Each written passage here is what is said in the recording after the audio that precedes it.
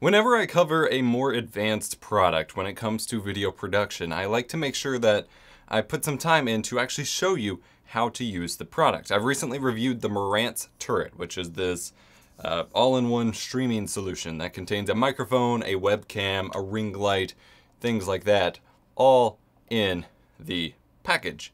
And so in this video, I'm going to show you how to set it up and configure it with OBS Studio.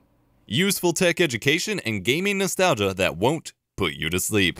Get subscribed and turn on notifications so you won't miss the next guide. I'm Adam or EposVox, here to make tech easier and more fun, and OBS Studio is a free live streaming and recording program that I have covered extensively on the channel. If you're looking for more basic tutorials on how to use the software, check out the playlist linked in the video description below. I have a full, recently updated masterclass on the software, as well as many other tutorials. And if you'd like to see my full review of the Marantz Turret, which is this live streaming device we're using right now, that link will be in the description below as well. So I currently have the Marantz Turret here. I have it set up right here. I'm gonna go ahead and flip on the ring light. I have it plugged into my computer via a longer USB cable than the one they include, as I complained about in my review. The one they include is not very long. And then I have it plugged into power into my wall outlet. You will need both of those set up, and then Windows will automatically detect and install drivers for the device. So I've gone ahead and allowed that to happen. For the purposes of this tutorial, we're going to be working from the perspective that we're using the turret as its own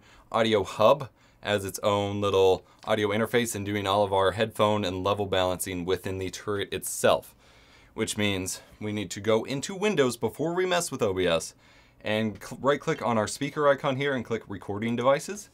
And we need to set the Marantz Turret as default and default communication device, assuming we're using this both for our voice calls and for recording.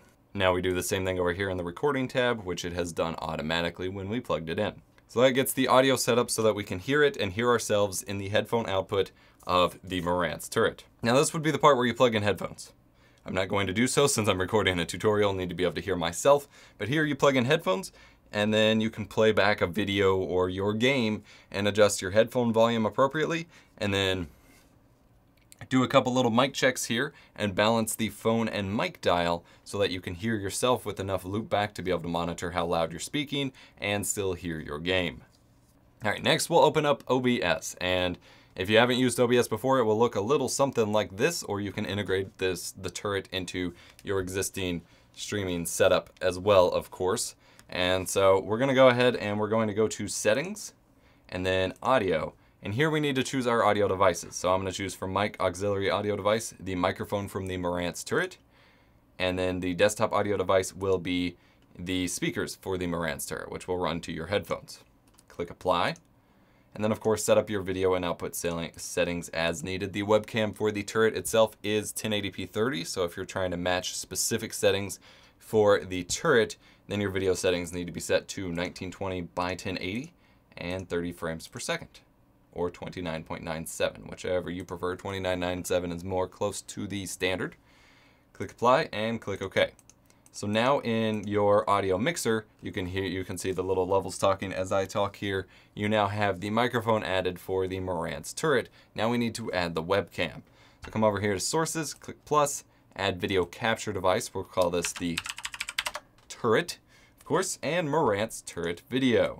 That is the select one. If it chooses another webcam or device on your computer, click the little drop down, choose Marantz Turret Video. And then come over here where it says resolution FPS type, choose custom. And then you can set this, if you already know what you're doing, you can set this per whatever settings you wish to use. For the purposes of this, we're going to use 720 or 1280 by 720 or 1920 by 1080. Since we set up our canvas as 1080p 30, we're going to set it up as 1920 by 1080, 29.97. Video format can be left on any because you only have MJPEG here since this is a basic USB webcam, and pretty much leave all the other settings on default and click OK. I can see here it's pointing at an old monitor and the pile of garbage for this. So if I flip this around to me, you can now see me in the screen. And here you can adjust the brightness of your ring light to more appropriately not overexpose your subject. Even with the ring light off, since I am using a big formal aperture 120D light, I am quite overexposed for this webcam. So what we can do is right click it, go to Properties, and configure video. Now this is how you access the advanced controls for the camera. So you have brightness, contrast, hue, which is color balance, saturation levels, sharpness addition, sharpness gain, gamma, which is basically the gain of the brightness on top of the normal signal gain, which is by default set to 0, which is important. Power line frequency, if you're in the US, you want to set that to 60 Hertz unless you see a flicker with 60 Hertz, as most of your power and lighting will be running at 60 Hertz. Over in camera control, you get to control exposure and focus. You want to make sure low light compensation is off in most situations. Now by default, this is auto exposure, which is going to get you the smoothest frame rate, but you can see here the auto setting is way too bright for my face. So I'm going to uncheck that, and automatically, it's looking a lot better actually. I might be a tiny bit overexposed to my forehead here, but for the most part, it's looking good. So if we come over here, go back and -7, see that's getting things too dark. So we're gonna leave it on -6 and then come over here and we can adjust the brightness, contrast, things like that. So I can actually turn down the brightness here just a tad bit, turn down the gamma. That's like overall highlights. Like if you're used to adjusting camera, that's like highlights. And we have a very contrasty view here as I'm wearing a gray shirt, my white face against this black background. But you get the idea of what we're going for, trying to make sure that it's not too overexposed and just totally blown out. When you're done, hit OK. Now you won't want to come down here to the audio mixer since it does always add an audio device by default for the turret. Just mute it and turn the volume levels all the way down, so in case it decides to assign an audio device to that, it doesn't automatically start echoing some audio into your mix. And that's pretty much it. If I start waving my hands here, this is it's going to be out of sync with my real-time microphone, but this is the Marantz Turret running here in OBS Studio. And then I can start talking into the microphone. Hello, hello, testing, testing.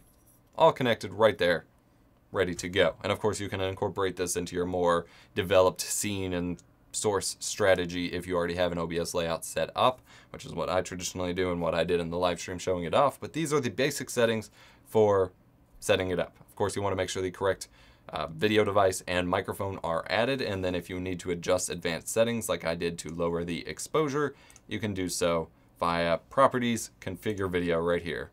And then you can also, if you need to, you can adjust focus to put it on manual focus, which usually isn't necessary. If I adjust it here, you can see it kind of super blurry.